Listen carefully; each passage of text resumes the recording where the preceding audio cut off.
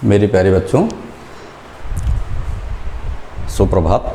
देखो, हम लोग अल्कोहल का प्रिपरेशन पढ़ रहे थे और अब हम लोगों को जो स्टडी करना है वो स्टडी करना है फिजिकल प्रॉपर्टी। लेकिन उससे पहले एक दो मेथड और बता देते हैं तुम लोगों को प्रिपरेशन के। वैसे जो बीएससी सेकेंड ईयर के सिलेबस में वो सारी प्रिपरेशन हमने बता दिया है। बेसिकली आप देखिएगा उसमें सिलेबस को उठाकर, तो सिलेबस में ऐसा होगा कि आपको line to line, word to word सारी चीज़ें मिलेंगी, कहीं कोई प्रॉब्लम नहीं है। अब यहाँ पर हमें देखना है कि एक दो और बता दे रहे हैं, बहुत सारे कम्पिटिटिव एग्ज़ाम में भी आए हैं और उसमें छोटे से टर्म्स जैसे जो कैटालिटिक एक्टिविटी होती है उससे हम लोग देखते हैं कि कैसे प्राप्त होता है। जैसे जो कैटालिटिक एक्टिविटी वही कंपटीशन में ज़्यादा आता है। जैसे दो एंजाइम है, एक जाइमेज है, एक इन्वर्टेज है, तो ये कैटालिटिक एक्टिविटी करता है कि अगर हम डाइसैकराइड को ले लेते हैं सुक्रोज को और उसका हाइड्रोलिसिस करा देते हैं जाइमेज की उपस्थिति में, तो हमें ग्लूकोज फ्रक्टोज मिल जाते हैं। या तो फिर हम आगे देखते हैं कि जब हम ग्लूकोज का फर्दर हाइड्रोलिसिस कराते हैं तो वहाँ पर हमें क्या मिलता है, फिर हमें अल्कोहल मिल जाता है। इतनी चीज़ों को हमें जानना मस्ट है। तो वही एक मेथड हम बता देते हैं। देखिएगा, जैसे फ्राम सुक्रोज, ये कम्पिटिटिव पॉइंट ऑफ व्यू से केवल इन्वर्टेज और जाइमेज पूछता है। जाइमेज के प्रेजेंस में मोनोसैकराइड में बदल जाता है। मोनोसैकराइड मतलब कि डाइसैकराइड C12H22O11 है, और जब हाइड्रोलिसिस कराते हैं तो मोनोसैकराइड C6H12O6 इसको मोनोसैकराइड कहते हैं। मोनोसैकराइड के फिर अगर हम मॉलिक्यूल्स को लेते हैं तो अगर हम इन्वर्टेज ले लेते हैं तो फिर हमें क्या मिल जाता है, एथिल अल्कोहल मिल जाता है। देखो, जैसे आप लोग देखते नहीं हो कि जो है शुगर फैक्ट्रीज में जो अल्कोहल बनाया जाता है वही मेथड है। तो यहाँ पर हम लोग देखते हैं फ्राम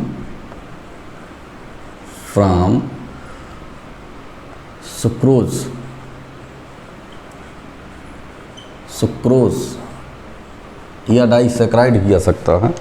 तो सुक्रोज मीन्स क्या होता है बेटा, आप लोग छोटे क्लास में जानकारी हो गई होगी आपको। C12 और S22O11 है ना, ये जो शुगर का फार्मूला होता है, चीनी जो होता है, तो ये जो है सुक्रोज हो गया। इसका हम लोग हाइड्रोलिसिस करा देते हैं बेटा। हाइड्रोलिसिस मीन्स इसमें वाटर जोड़ देते हैं, और जब वाटर मॉलिक्यूल को हम इसमें जोड़ देते हैं तो यहाँ पर एक एंजाइम लेते हैं, और वो एंजाइम कौन होता है बेटा, जाइमेज।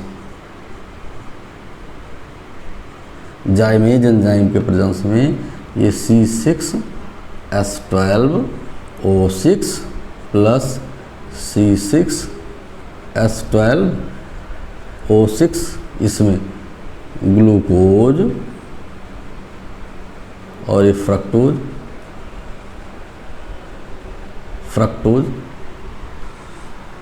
ये इसमें कन्वर्ट हो जाता है। फिर हम इसी ग्लूकोज को ले लेते हैं बेटा, C6H12O6। इसमें केवल हम इन्वर्टेज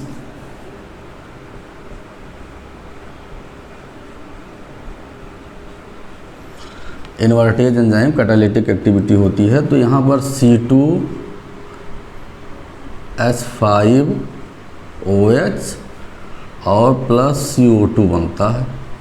अब देखो, हमें ऑक्सीजन वगैरह सब बैलेंस करना है, तो ऑक्सीजन यहाँ पर कितने हैं, यहाँ पर ऑक्सीजन हमें तो जो है 6 मिल रहे हैं, तो यहाँ हम 4 कर देते हैं। 4 क्या, 2 कर देते हैं, तो 2 दूनी 4 ये हो गए, और यहाँ भी 2 कर देते हैं। कार्बन देखो, यहाँ पर 2 दूनी 4 और 4 2 6 कार्बन। हाइड्रोजन देख लो, 5 दूनी 10, यहाँ पर देखो 5 दूनी 10 हाइड्रोजन है, और 10 ये हो गया और 2 ये 12 हो गया। ये हमारा एथिल अल्कोहल बन जाता है बेटा, अल्कोहल। ठीक है, ये हमारा एथिल अल्कोहल बन जाता है। ये हमारा ग्लूकोज है। ठीक है, तो इस तरह से बेटा हम लोग गेन करते हैं। हम लोगों को कहीं कोई डाउट नहीं होना चाहिए, और सारी चीज़ों को हमें अब अपग्रेड रखना चाहिए बेटा। ये जानना हम लोगों के लिए अति आवश्यक था, तो उस पर हम लोग अब आगे फिर बात करते हैं, देखा जाए क्या है कैसे है, सारी चीज़ों को हम लोग फिर देखते हैं, आगे फिर देखते हैं। तो इतने मेथड प्रिपरेशन के थे, हमने बहुत मेथड बता दिया।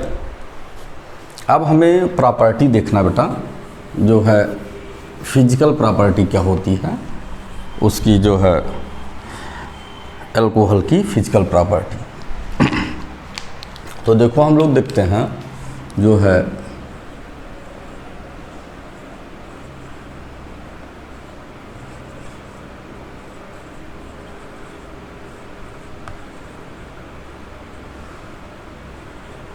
Physical properties of alcohol,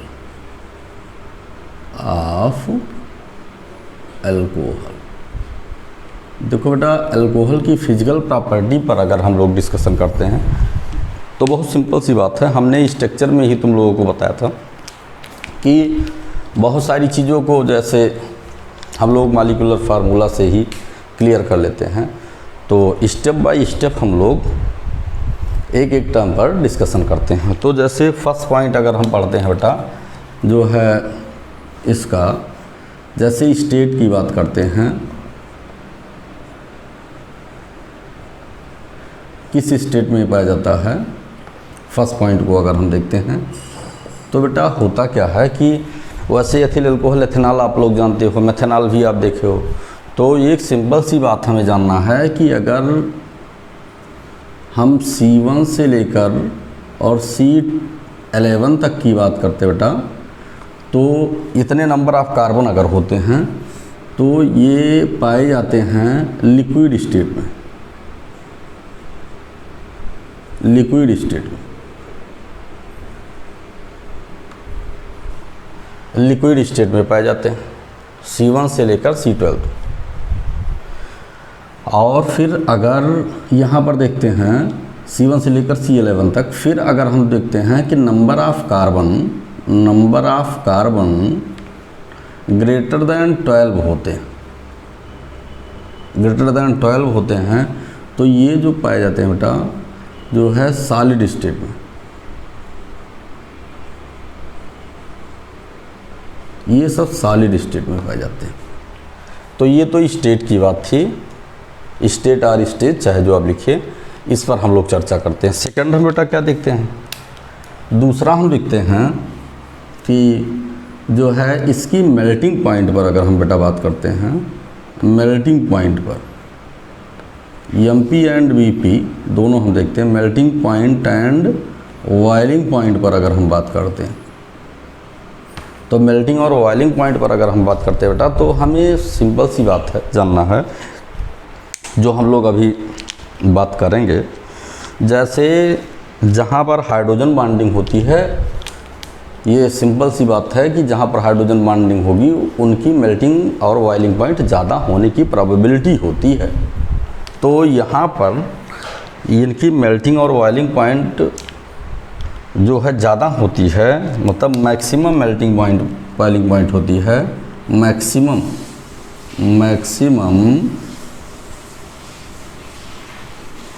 MP and VP ये मैक्सिमम होती है, मेल्टिंग पॉइंट और बॉइलिंग पॉइंट इनकी क्या होती है, मैक्सिमम होती है ये। लेकिन अब मैक्सिमम में क्या है, तो मैक्सिमम में हम जानते हैं कि बेटा जैसे मॉलिक्यूलर वेट अगर किसी का बढ़ता जाता है तो मॉलिक्यूलर वेट बढ़ने से मेल्टिंग और बॉइलिंग पॉइंट बढ़ती है, मॉलिक्यूलर वेट। और मॉलिक्यूलर वेट बढ़ाने का एक ही तरीका है कि एल्किल ग्रुप को बढ़ाया जाए, ठीक है।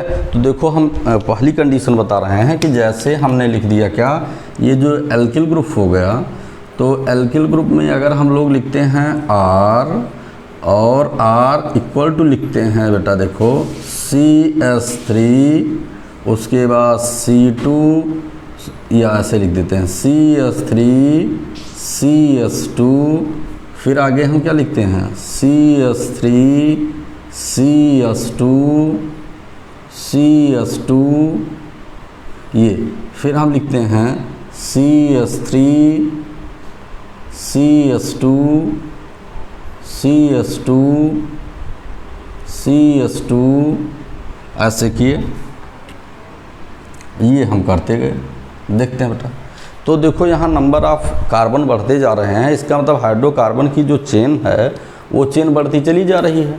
और जब ये हाइड्रोकार्बन की चेन बढ़ रही है तो इससे क्लियर है कि मेल्टिंग और बॉइलिंग पॉइंट दोनों बढ़ते चले जा रहे हैं। जैसे क्या है कि यहाँ पर मॉलिक्यूलर वेट बढ़ता चला जा रहा है। देखो यहाँ पर जो है, यहाँ पर अगर हम एक ऐसे लाइन खींचते हैं, तो जो है देखो ये इट मीन्स इंक्रीजिंग ऑर्डर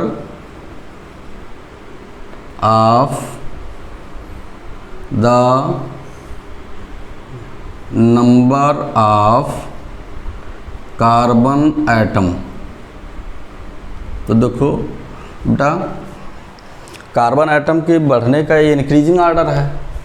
तो अगर कार्बन एटम बढ़ने का इंक्रीजिंग ऑर्डर है तो वही हमें देखना है कि जो है, फिर देखो दूसरी लाइन हम खींचते हैं, जो है इंक्रीजिंग ऑर्डर ऑफ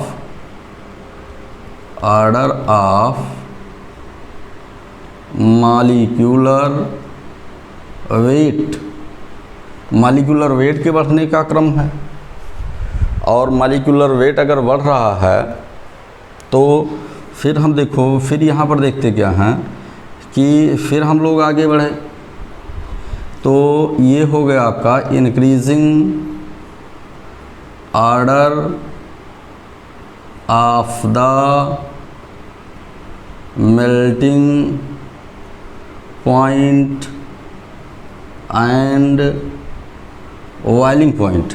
मेल्टिंग और बॉइलिंग पॉइंट अगर नंबर ऑफ़ कार्बन बढ़ते जाते हैं तो वो भी बढ़ता चला जाता है। अब इसमें हमें कर क्या देना है बेटा कि यहाँ पर केवल हमें हाइड्रॉक्सिल ग्रुप को इंक्लूड कर देना है बस। हाइड्रॉक्सिल ग्रुप का मतलब ये हुआ कि इन सभी सिस्टम में एक हमने कॉमन सिस्टम डाल दिया। वो कॉमन सिस्टम क्या डाल दिया कि इन सब में हमने एक कॉमन सिस्टम को डाल दिया OH। OH means hydroxyl group. सब में क्या है कि हाइड्रॉक्सिल ग्रुप हमने लगा दिया, और हाइड्रॉक्सिल ग्रुप लगाने के बाद ये जो है मेल्टिंग और बॉइलिंग पॉइंट दोनों बढ़ते चले जा रहे हैं। ये आपका क्या है, ये आपने हाइड्रॉक्सिल ग्रुप को लगा दिया।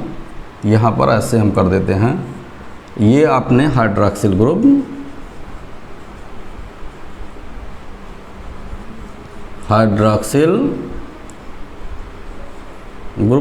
तो बेटा हमें ये देखना है कि एक तो मॉलिक्यूलर वेट बढ़ने से, जैसे जैसे मॉलिक्यूलर वेट बढ़ते जाते हैं तो मेल्टिंग और बॉइलिंग पॉइंट बढ़ती चली जाती है। सेकंड कंडीशन क्या है कि मॉलिक्यूलर वेट तो बढ़ ही रहा है, लेकिन इसमें है क्या, इसमें हाइड्रोजन बॉन्डिंग है। तो सब में हाइड्रोजन बॉन्डिंग होती है, तो हाइड्रोजन बॉन्डिंग पाए जाने के कारण भी एक तो मॉलिक्यूलर वेट बढ़ रहा है, तो इससे मेल्टिंग बॉइलिंग पॉइंट बढ़ रही है, और हाइड्रोजन बॉन्डिंग सब में कॉमन है। तो अगर हम इस पर बात करेंगे कि मेल्टिंग एंड बॉइलिंग पॉइंट, तो हम लोग यही बोलेंगे कि the alcohols molecules are shows the maximum value of the melting and boiling point due to the presence of intermolecular hydrogen bonding. Intermolecular hydrogen bonding पाई जाती है, जो हमने BSc फर्स्ट ईयर की क्लासेस में आप लोगों को बता दिया है। इसलिए इसकी मेल्टिंग और बॉइलिंग पॉइंट बेटा बढ़ता जाता है। ठीक है, आप देखते हैं आगे। तो इसमें जो अगर हम सक्सेसिव स्टडी करते हैं मेल्टिंग और बॉइलिंग पॉइंट की, तो सक्सेसिव स्टडी में बेटा क्या होता है कि नंबर ऑफ़ कार्बन चेन अगर बढ़ता जाता है, नंबर ऑफ़ कार्बन चेन की हम बात करते हैं बेटा, तो मेल्टिंग और बॉइलिंग पॉइंट बढ़ती चली जाती है। यहाँ पर हम देखते हैं, ठीक है ना। तो इसलिए आपको कहीं कोई डाउट नहीं होना चाहिए। वन टाइप क्वेश्चन हम और आपको बता देते हैं। ये देखिए ऊपर वाला भी नोट कर लीजिए, उसके बाद फिर इसको मिटाने के बाद फिर हम आगे बढ़ते हैं। कुछ चीज़ें हम तुम्हें और बताना चाहते हैं, उस पर भी थोड़ा सा डिस्कशन करो तो तुम लोगों को बहुत अच्छा लगेगा। देखो ये तो ये melting boiling point straight chain बढ़ता चला जा रहा है, इस पर हम लोग बात कर रहे हैं। अभी हम मेल्टिंग बॉइलिंग पॉइंट पर और भी चर्चा करते हैं। लेकिन अगर कोई भी तुमसे मेल्टिंग बॉइलिंग पॉइंट पूछता है तो मॉलिक्यूलर वेट बढ़ने के साथ साथ मेल्टिंग और बॉइलिंग पॉइंट बढ़ता चला जाता है, पहला रीज़न। दूसरा रीज़न क्या है, due to the presence of the intermolecular hydrogen bonding the melting and boiling point are increases. और वैसे भी बेटा देख रहे हो कि यहाँ लिक्विड स्टेट है 1 to 11, तो अच्छा ये लिक्विड का कंसंट्रेशन बढ़ता जाएगा, यहाँ पर अगर हम कहेंगे तो लिक्विड का कंसंट्रेशन बढ़ता जाएगा। ये क्या है, यहाँ से यहाँ तक जाने पर increasing concentration of the alcohol, ये अल्कोहल का कंसंट्रेशन बढ़ता जाएगा, और कंसंट्रेशन बढ़ता जाएगा तो इंटरमॉलिक्यूलर फोर्स ऑफ अट्रैक्शन बढ़ता जाएगा, और इंटरमॉलिक्यूलर फोर्स ऑफ अट्रैक्शन बढ़ता जाएगा तो उनको डिसोसिएट करने में प्रॉब्लम होगी। तो इसमें कुछ रट्टा मारने वाली चीज़ें नहीं है। तो वही यहाँ पर जब 12 से ज़्यादा तो ऑलरेडी सॉलिड स्टेट आ जाता है, और आप जानते हो कि सॉलिड स्टेट में जो है इंटरमॉलिक्यूलर फोर्स ऑफ अट्रैक्शन ज़्यादा होता है। भाई सॉलिड वाले हीट किया जाएगा तो लिक्विड में आएगा, फिर वो गैस में आएगा। तो ये एक रीज़न। अब बेटा एक और हम तुम्हें बता रहे हैं कि आइडेंटिकल अल्कोहल में भी क्या मेल्टिंग और बॉइलिंग पॉइंट घटने बढ़ने का कोई सिस्टम है? बहुत सारे कम्पिटिटिव एग्ज़ाम में आया है, तो ये लिख लीजिए। उसके बाद फिर हम आगे देखते हैं। आगे ये देखते बेटा कि अगर कोई सेम मॉलिक्यूलर फार्मूला वाला अल्कोहल हो और वहाँ पर थोड़ी सी लंबी कार्बन चेन हो, तो क्या उसी अल्कोहल की मेल्टिंग और बॉइलिंग पॉइंट अलग अलग हो सकती है? हम इस पर भी तुम लोगों से चर्चा कर रहे हैं। देखो है क्या बेटा, अगर ब्रांचिंग बढ़ती जाती है तो मेल्टिंग बॉइलिंग पॉइंट घटती चली जाती है। ब्रांचिंग कैसे? जैसे हम लोग देखते क्या हैं, देखो हम लोग यहाँ पर देख रहे हैं कि जो अल्कोहल्स हैं हमने एक ऐसे लिख दिया C, और यहाँ पर आपको मिला CH3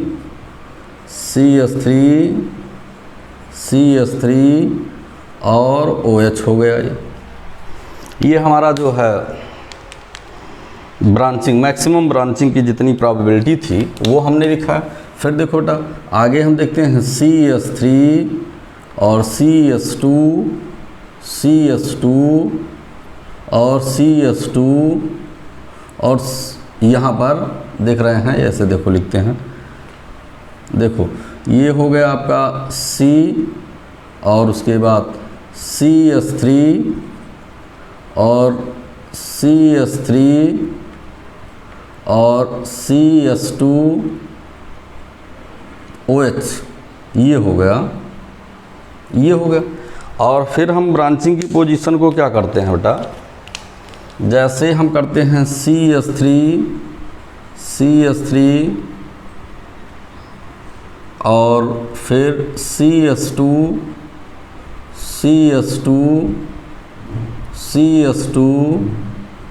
और OH, ठीक है। तो हमें कुछ नहीं, मैक्सिमम ब्रांचिंग यहाँ पर है, ठीक है ना। जैसे नियोब्यूटेन की पोजीशन हम देखते हैं, या आइसोब्यूटेन है, वो नॉर्मल ब्यूटेन है। जैसे ये हमारा नियोब्यूटेन है,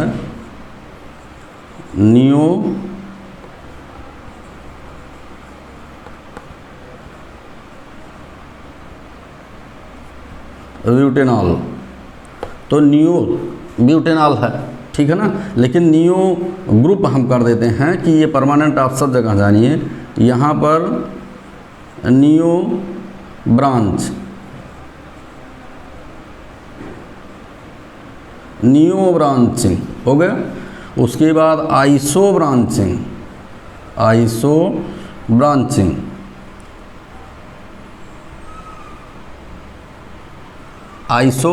हो गई। और ये normal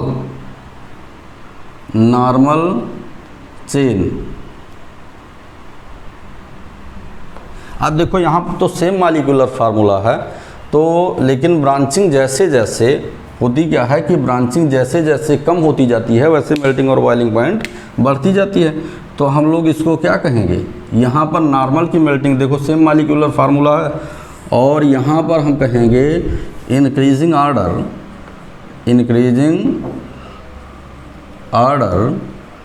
of the MP and BP। अब बेटा देखो इतनी तरह के ही क्वेश्चन आएंगे।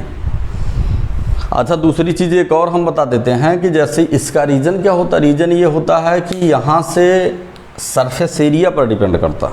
तो सरफेस एरिया हम देखते हैं कि जैसे भी वो तो सॉल्युबिलिटी पर सरफेस एरिया का इफेक्ट होता है, इसलिए उस पर कोई डिस्कशन करने कोई मतलब नहीं है। तो इस तरह से इंक्रीजिंग ऑर्डर मेल्टिंग पॉइंट है। इसका मतलब अगर स्टेट चेंज होगा तो मेल्टिंग बॉइलिंग पॉइंट से मॉलिक्यूलर फार्मूला में ज़्यादा होगा, अगर थोड़ा सा ब्रांचिंग हो जाएगी तो घट जाएगा, और मैक्सिमम ब्रांचिंग होगी तो सबसे कम हो जाएगा। तो इसलिए मेल्टिंग और बॉइलिंग पॉइंट पर आपको कोई डिस्कशन नहीं करना है फिजिकल प्रॉपर्टी में, ये भी आपको मालूम होगा। अब देखो बेटा आगे, फिर हम अगला पॉइंट जो पढ़ते हैं, देखिए एक एक करके हम बता दे रहे हैं कि कहीं फिर इन फ्यूचर आपको कोई प्रॉब्लम ना हो जो पढ़ ले रहे हो। आगे देखो, आगे हम लोग देखते हैं कि जो है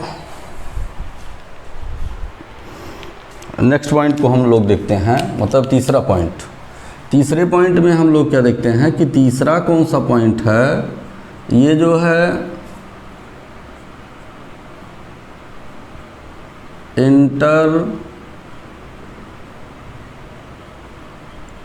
intermolecular hydrogen bonding.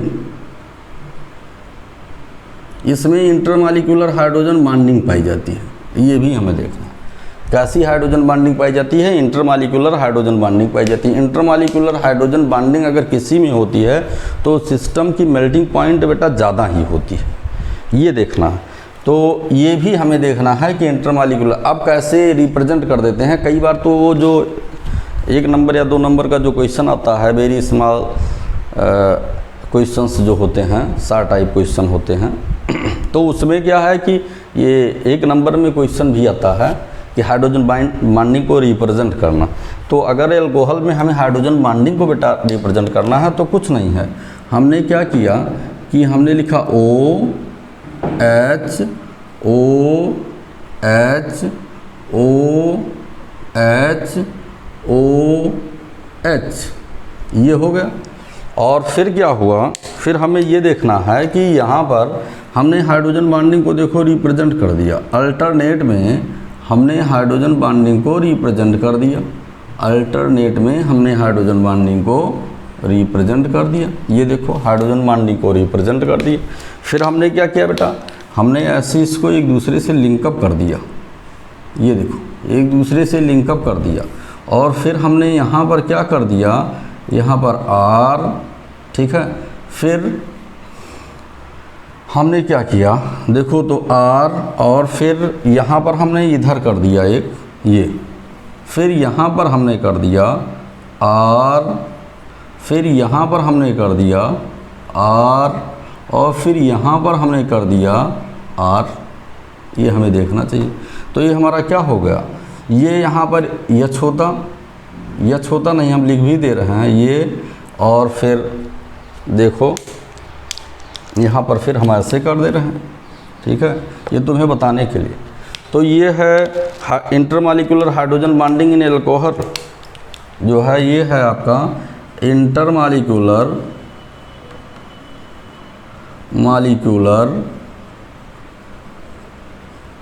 Hydrogen bonding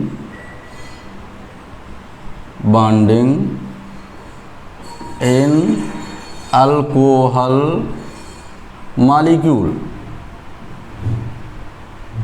ये बेटा तुम्हें जानना जरूरी है। इससे हमें ये मालूम हो गया कि जैसे इनकी एक पोलरिटी भी होती है, पोलरिटी पर बात हमें ये करना है, जो अभी हम लोग सॉल्युबिलिटी पर बात करेंगे, तो इसका मतलब इसमें इंटरमॉलिक्यूलर हाइड्रोजन बॉन्डिंग होती है। जैसे यहाँ पर इस पर पार्शियल पॉजिटिव चार्ज और इस पर पार्शियल नेगेटिव चार्ज, इस पर पार्शियल पॉजिटिव चार्ज, इस पर पार्शियल नेगेटिव चार्ज, इस पर पार्शियल पॉजिटिव चार्ज, इस पर पार्शियल नेगेटिव चार्ज, इस पर पार्शियल पॉजिटिव चार्ज, इस पर पार्शियल नेगेटिव चार्ज, ये। और ये बॉन्ड का नेचर कैसा होता है, ये जो बॉन्ड का नेचर होता है पोलर होता है। तो इतनी चीज़ें हमें जानना ज़रूरी थी, जो अभी हमने बताया ना कि इंटरमॉलिक्यूलर हाइड्रोजन बॉन्डिंग कैसे। तो अगर आपसे कभी भी पूछा जाए कि हाइड्रोजन बॉन्डिंग को रिप्रेजेंट कीजिए अल्कोहल में, तो बहुत सिंपल सी बात है, ऐसे ही आपको रिप्रेजेंट कर देना है, ठीक है। अब देखो आगे हम लोग बढ़ते हैं। तो इसका मतलब इसमें इंटरमॉलिक्यूलर हाइड्रोजन बॉन्डिंग पाई जाती है, ठीक है ना। ये इसकी भी रिस्पॉन्सिबिलिटी होती है मैक्सिमम मेल्टिंग बॉइलिंग पॉइंट को रिप्रेजेंट करने का। ये अब देखो बेटा अगला पॉइंट हम क्या देखते हैं, अगले पॉइंट पर अगर हम डिस्कशन करते हैं बेटा, तो अगला पॉइंट हमारा है नेक्स्ट पॉइंट जो है नेक्स्ट पॉइंट पर अगर हम बात करते हैं तो हमारा वो है सॉल्वेबिलिटी। फोर्थ पॉइंट हमारा आता है सॉल्वेबिलिटी।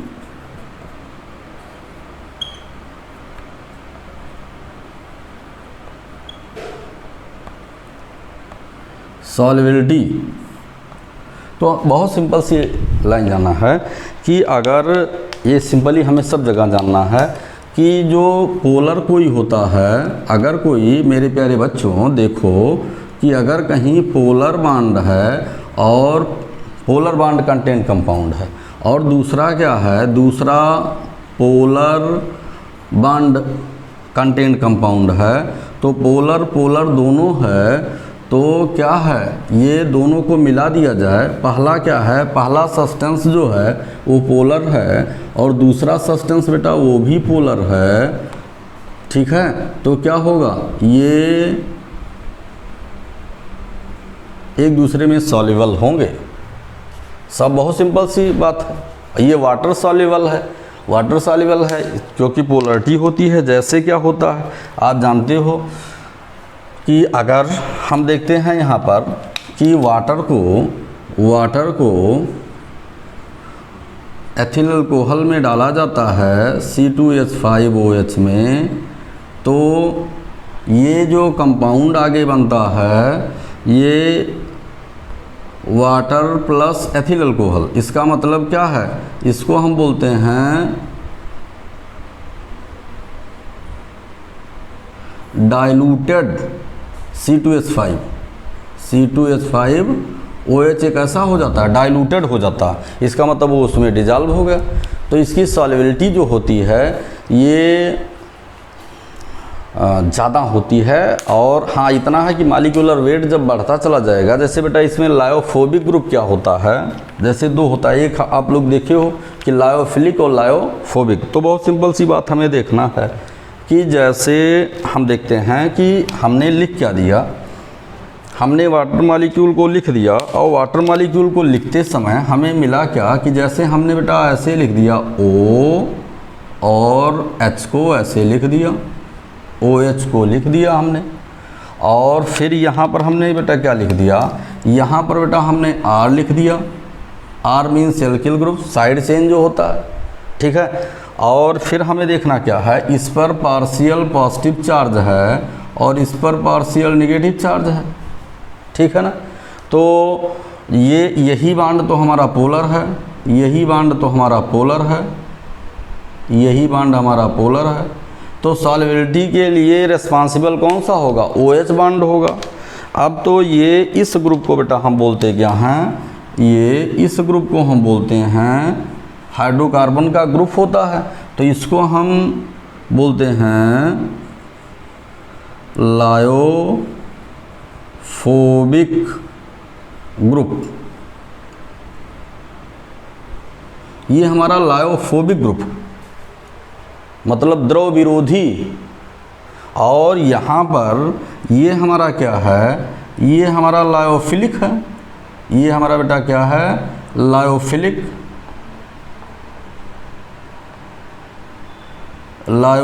ग्रुप है, ये लायोफिलिक ग्रुप है। तो इसका मतलब अगर ये श्रृंखला बढ़ती जाएगी लायोफोबिक एज लाइक, देखो जैसे अगर हम यहाँ पर हमसे कोई पूछता है कि जो वाटर में सॉल्युबिलिटी विद OH, तो हमने क्या किया, जो है हमने किया CH3 और हमने किया CH2 ऐसे किया और CH3 ये हो गया, और फिर हमने किया क्या CH3 और CH2 और CH2 हमने किया। अब देखो ये वाटर में सॉल्युबिलिटी यही है, क्योंकि ये जो एल्किल ग्रुप है छोटा है। देखो लायोफोबिक ग्रुप जो होता है, अगर इसकी जो है श्रृंखला बढ़ती जाती है, कार्बन चेन बढ़ता जाता है, तो सॉल्युबिलिटी घटती चली जाती है। तो ये क्या है, ये यहाँ पर OH के साथ लगाने पर, किसके साथ लगाने पर, इन सबको OH के साथ लगाने पर, इन सबको बेटा इसमें हमने क्या कर दिया, OH सब में कॉमन है, OH के साथ लगाने पर हम यहाँ पर क्या लिखेंगे बेटा, यहाँ पर लिखेंगे increasing order of the solubility. ये हमें जानना जरूरी है। तो ये सॉल्युबिलिटी भी हम लोग जान गए, कोई हमें कहीं कोई दिक्कत नहीं होनी चाहिए। हाँ, ऐसा भी है अगर कहीं ब्रांचिंग की बात आ जाती है तो ब्रांचिंग आने से भी सॉल्युबिलिटी बढ़ती चली जाती है। जैसे अभी आपने देखा, जैसे देखो एक और टर्म हम और बता देते हैं कि फर्दर एल्कोहल में तुम्हें कोई कहीं नया प्रॉब्लम ना मिले, इसलिए हम एक लाइन और बता देते हैं। जैसे देखो बेटा, ये तो हो ही गया कि पोलर पोलर में डिजॉल्व होता है, तो वाटर पोलर एल्कोहल पोलर दोनों सॉल्युबल हैं और ये डाइल्यूटेड एल्कोहल बोला जाएगा।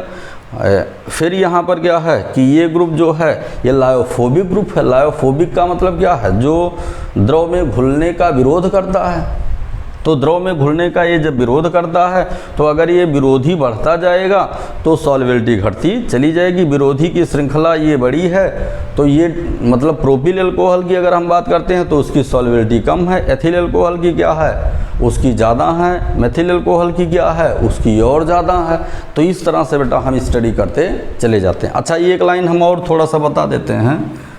देखो, जैसे फिर हम लोग देखते हैं, बात करते हैं ब्रांचिंग पर भी बात करते हैं, तो ब्रांचिंग का भी इफेक्ट सॉल्युबिलिटी पर पड़ता है। जैसे अभी हमने बताया नहीं है मेल्टिंग और बॉइलिंग पॉइंट के विषय में, तो ऐसे अगर हम इस ग्रुप को रखें, जैसे ये हमारा हो गया CH3, ये हमारा हो गया CH3, ये हमारा हो गया CH3 और ये हो गया OH और फिर हमारा ये हो गया CH3, CS2 और CS2 और OH, यहाँ से एक हाइड्रोजन को निकाल देते हैं, CH3 कर दिए, ये हो गई। और फिर हमने क्या कर दिया बेटा, CH3 और CS2 और CS2 ये हमने कर दिया। अब यहाँ पर क्या हुआ, OH ध्यान दीजिएगा।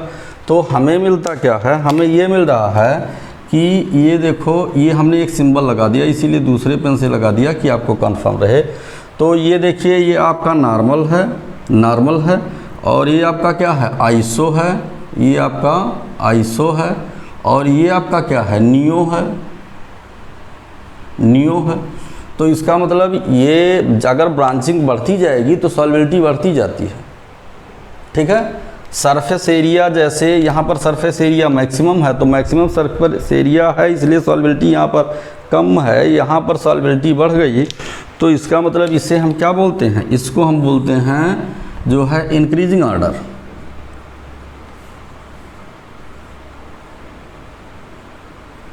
Increasing order of the solubility.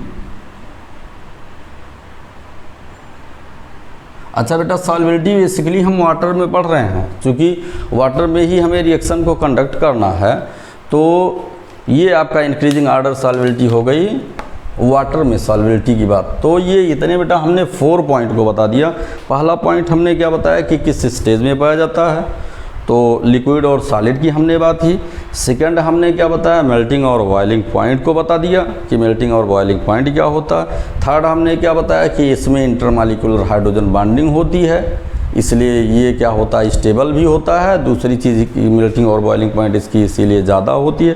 Fourth हमने क्या बताया कि सॉल्युबिलिटी इन वाटर होता है, एक्वस सॉल्वेंट। तो इसमें क्या है कि सॉल्युबिलिटी के हमने 2 एग्जांपल बताया कि अगर ये लायोफोबिक ग्रुप जो है, लायोफोबिक ग्रुप का अगर कार्बन चेन बढ़ता चला जाएगा तो सॉल्युबिलिटी घटती चली जाएगी। लार्जर चेन होगा तो मिनिमम सॉल्युबिलिटी होगी और जो है स्मॉलर चेन होगा तो क्या होगा, मैक्सिमम सॉल्युबिलिटी होगी। इतनी चीज़ों को बेटा हम जानते हैं।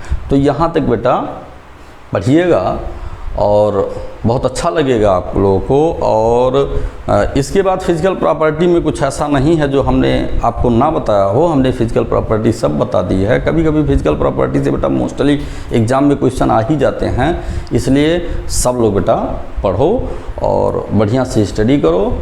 और फिर कल आपको क्लासेस मिलेंगी। लेकिन तुम लोग लाइक शेयर कमेंट में यार तुम लोगों का क्या लगता है तो उसको बेटा करते रहो, लाइक करते रहो, शेयर करते रहो, कमेंट करते रहो। अरे हम इतना आपको सारी चीज़ों को प्रोवाइड कर रहे हैं तो कम से कम इतना तो तुम्हारा फ़र्ज़ बनता भी है कि जो है लाइक शेयर और कमेंट करो बेटा। क्योंकि हम तुम्हारे लिए कर रहे हैं तो तुम हमारे लिए भी करो, अच्छा लगता है, ठीक है ना। इससे टीचरों का हौसला बुलंद रहता है कि हमारे बच्चे जो है बड़ा सपोर्ट कर रहे हैं, तो उतना तो सपोर्ट लेकर चलो ही बेटा ना, ठीक है। सभी लोगों को बहुत बहुत धन्यवाद।